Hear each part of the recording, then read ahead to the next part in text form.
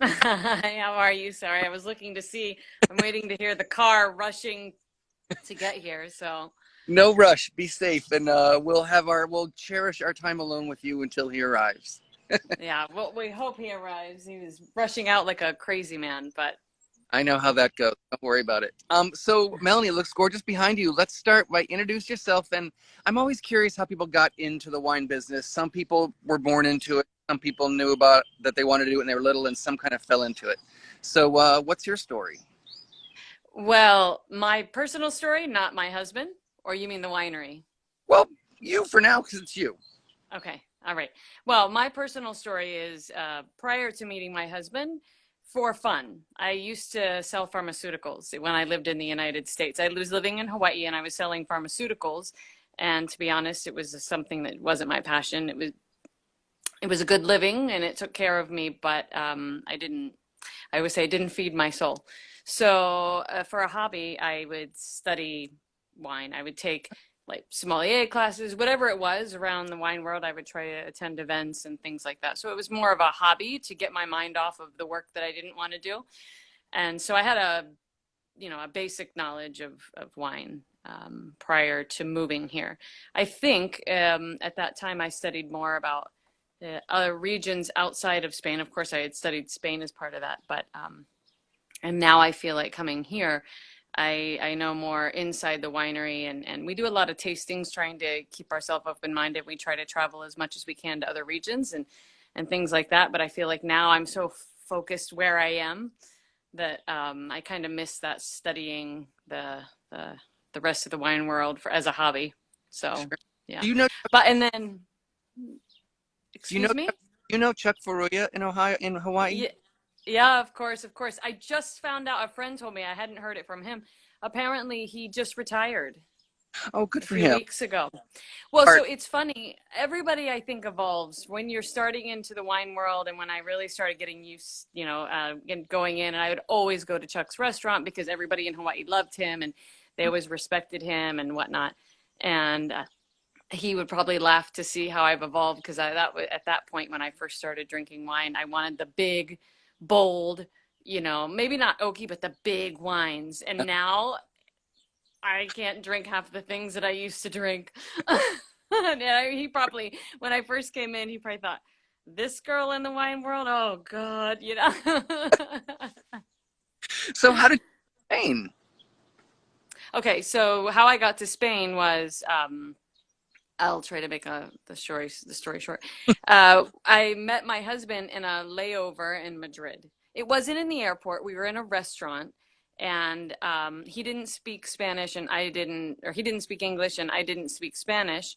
But the it, you can say wine always can bring people together because even though we didn't speak the same language, I noticed that he had 3 bottles of champagne with his coworkers at the time, and he noticed that I had 3 glasses of red wine, and I had asked for a Rioja. I figured when you're in Spain, Um, and so the first words that he ever muttered up, which were very simple words, literally, he could barely speak English, but he said, Rioja? And I said, yes. And he said, and you drink red wine? And I said, yes. And he said, I thought all American women only drank sweet white wine. I, Not very charming. I love so that's a good story. And then it was a really long story after that, but we more or less tried to continue to communicate. It was unsuccessful for a couple of years, and then we reconnected after about 2 years. And long story short, I moved here to help him with the business because if I can lead into that's how I got in Hmm. to this. And then I ended up buying vineyards when I moved here with some of my retirement money for my 401k. I can finally say it when Europeans are here or what have you, or Spaniards. I can't say 401k and have Yeah. that translate to what that means. But I took my 401k out early, and I invested in vineyards. So that's how other than helping David, how I personally became invested in it. Cool. So then, let's see. Let's Can you explain? So I think everybody knows Rioja, but maybe there's some people who might not know. What do people not know about Rioja? And maybe give an overview about traditional Rioja, and then kind of tell us the story of Bodegas Bhilar and how you might be different, or I've heard better than most. Okay. Well, I think with Rioja, the three important things, and maybe a lot of people probably know this, that there are the three regions. So rather than getting into the three regions, I can tell you where we are is Rioja Alavesa. So our more or less, I mean, we're the smallest region of the three within Rioja. And our climate is more or less, and the altitude is more or less the same as Rioja Alta, but our soils are limestone. So you can see behind me, that's the Mm-hmm. Sierra Cantabria mountain range. Okay. So so we're facing that's the side going down from the Sierra Cantabria mountain range down to the River Ebro. So our soils are different, and we're at a higher altitude like La Rioja Alta. And we also have, as if you can, it's hard to tell from here, but maybe I can show you a little bit more here. You can kind of see it's a rolling landscape. You know, Mm-hmm. we have definitely more. Like, for example, our village in particular, LVR, it's a little village. If you're going to go around touristy areas to see, people will go to LaGuardia because it's more touristic. But our village was really historically known for, they did well, and this is historically, they did well enough not having to, they would sell the grapes and live a good life versus having to make wine and have a Okay. winery and whatnot. So you don't see many wineries in our village versus in some of the other villages. Um, and we have three valleys that run from the river or from the mountain down to the river. So it gives us a lot of different orientation, different elevation, because down from the River Ebro, it's more or less 450 meters. I'm not Mm-hmm. sure in feet, meters high up to one of our vineyards is about 640. Well, we have another one now that's around there as well, 640 meters high. Okay.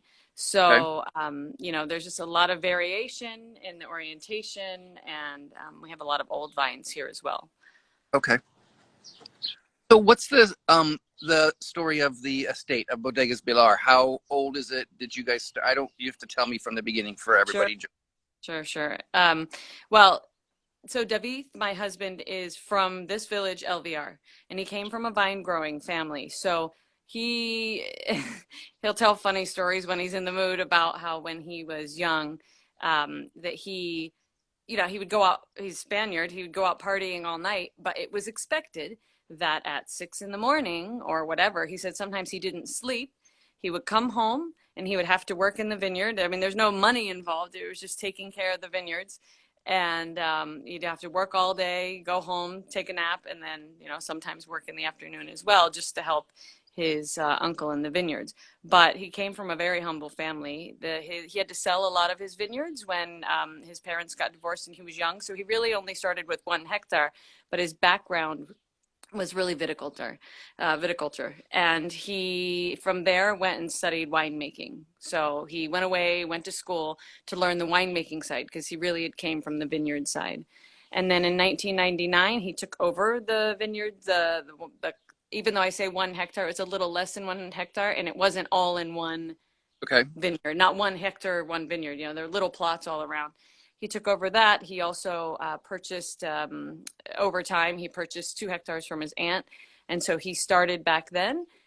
He was the crazy of the village because he was looking at organic farming back in 1999 and early 2000s. And that was just really unheard of.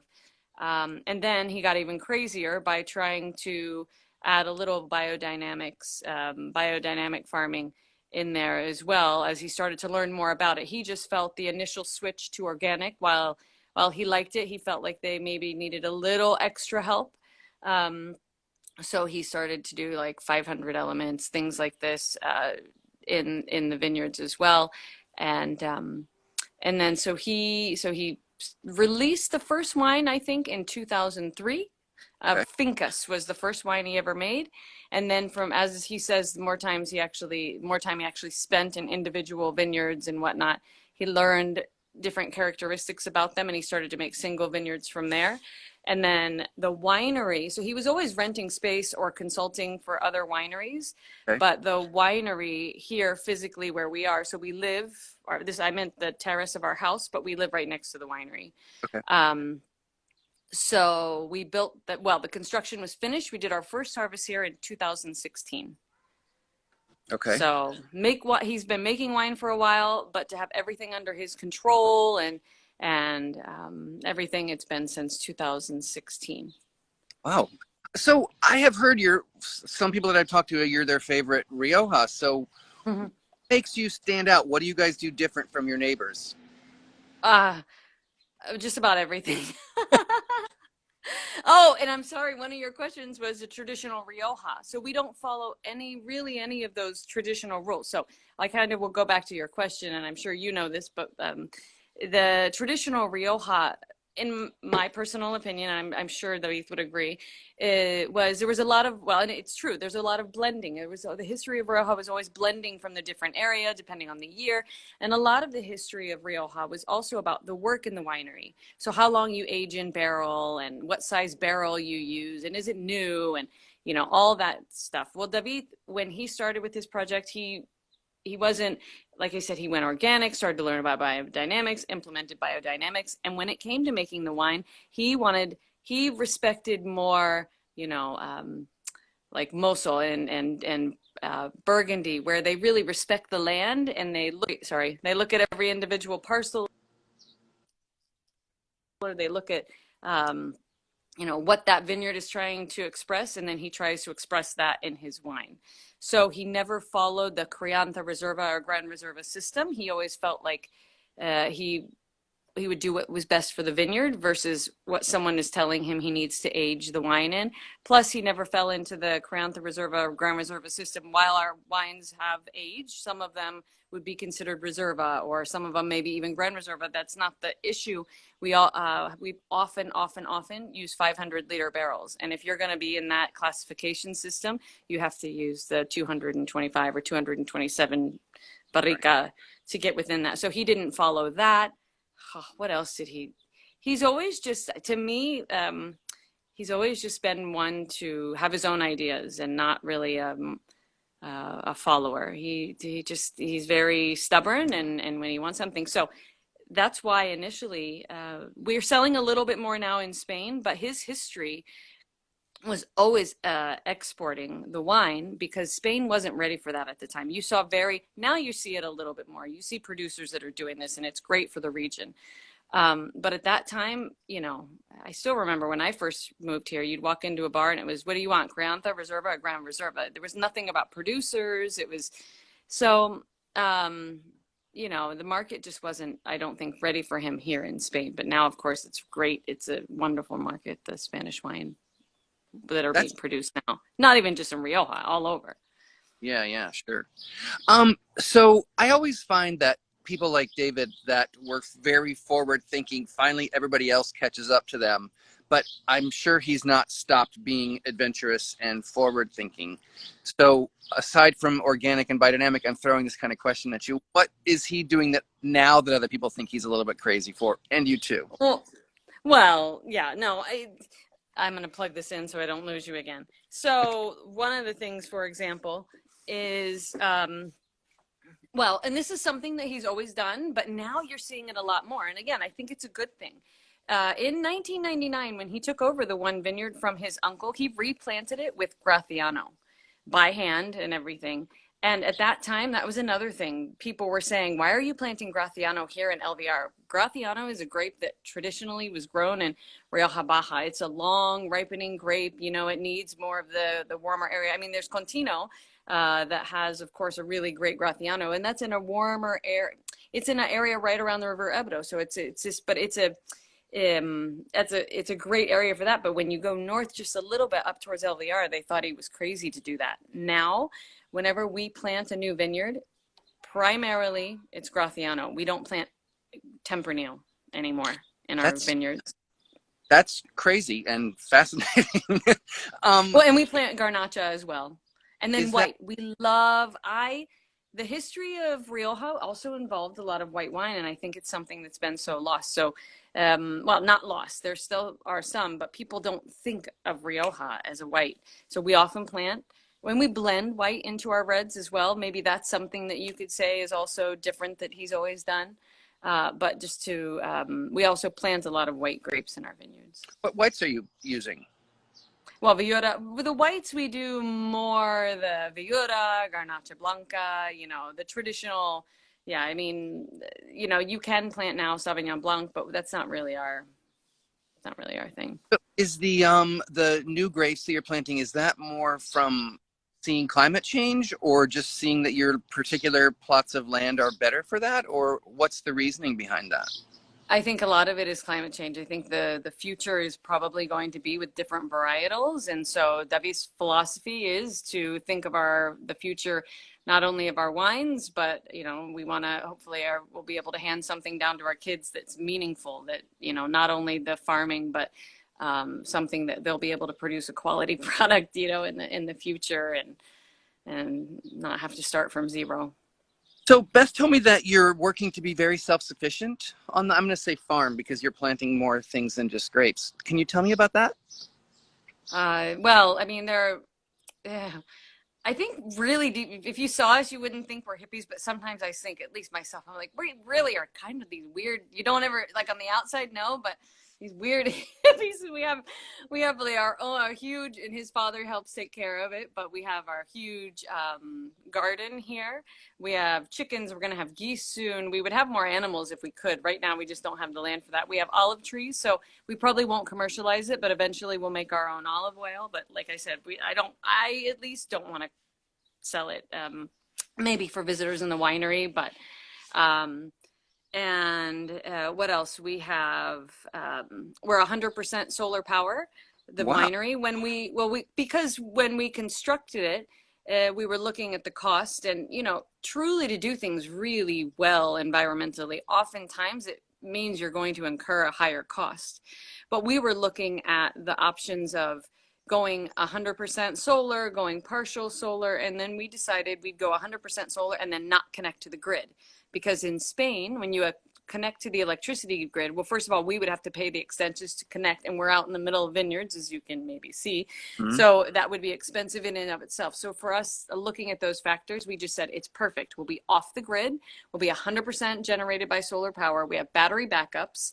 And then if there are maybe 4 days of solid cloud cover, then what we can do is we have a generator that automatically kicks in for an hour, and it fills the batteries up, and then we have electricity for another 4 days.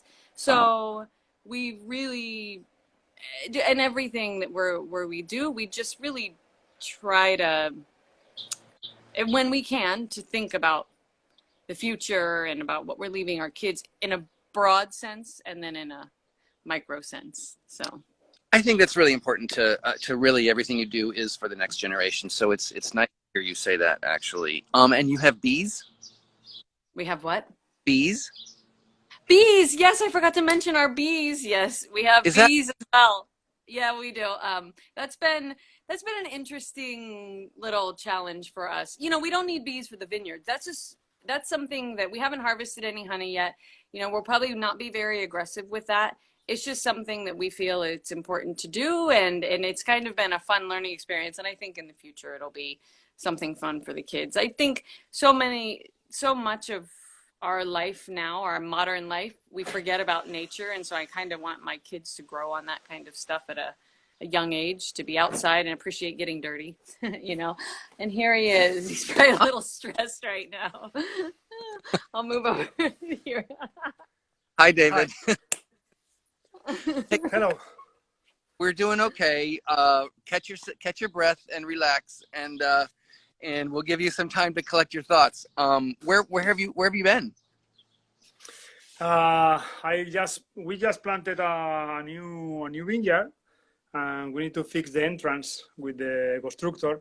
We need to make a tube and make a ramp. And I was behind him like 3 months, and today now, like half an hour, he told me, "Hey, let's go to see this, and maybe I will start the next week." Okay, but every day is different.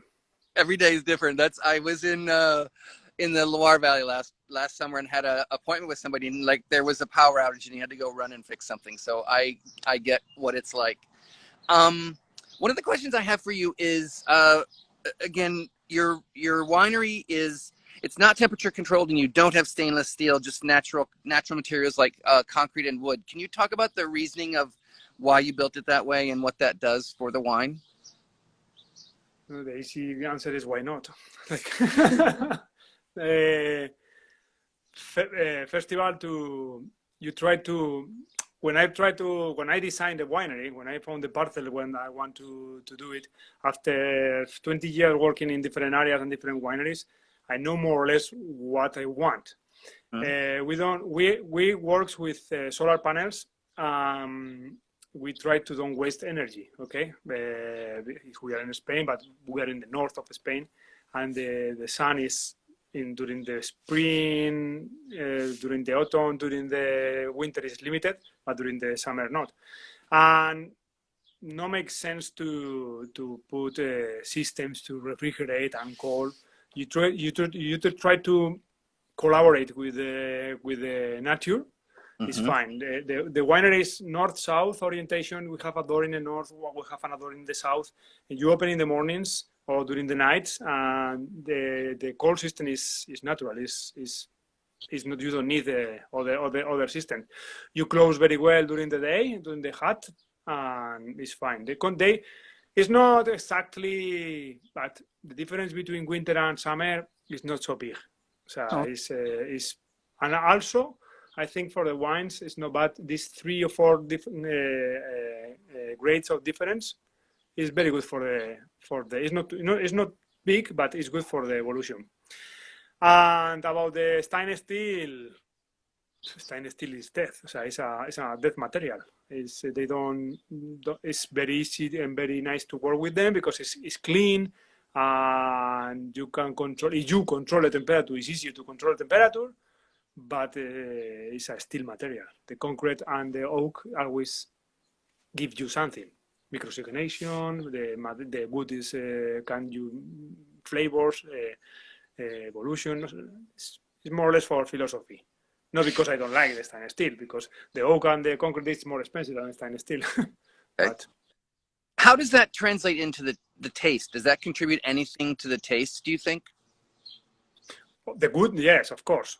The barrels and the foodrest and the bats, they are old, so they are like a 8, 5, 3, 2 years old, and I still to continue to apport to give you some flavors about the oak, but not too much. And the microoxygenation is going less, but the concrete, I'm super happy with the concrete. For example, in fermentation, during the fermentation, the temperature is not going crazy. The high temperatures, the elevation of the temperature during the fermentation is more slow, okay? And this is other thing that you don't need the system of cold system, no?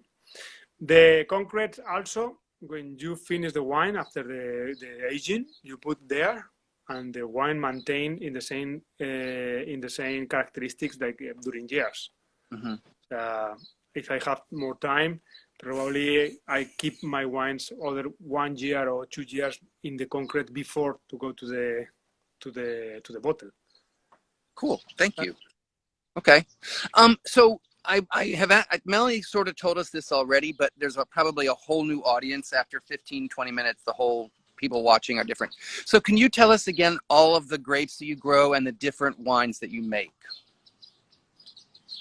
Bueno, it's not too many. In Rioja, you speak about Rioja, or you speak about all the projects we have?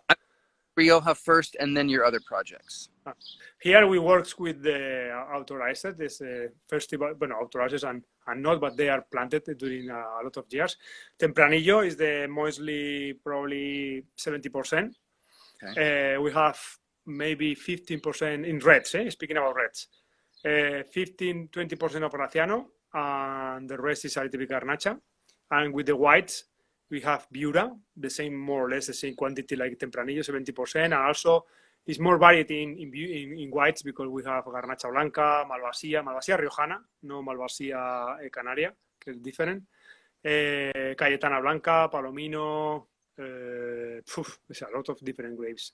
Okay. But majority is, if you need to make a big picture, is Tempranillo and Viura. But Okay. also, for example, the new plantation we made, or the last plantation I made the last 10 years, I don't put any more Tempranillo. I'm going for grapes like Graciano or Garnacha, because they are, you know, the climate is changing, and these grapes is going to good adapter to the new climate. No? Tempranillo is going to be a little bit of struggle in the south, in the bottom of part of the Rioja Alavesa.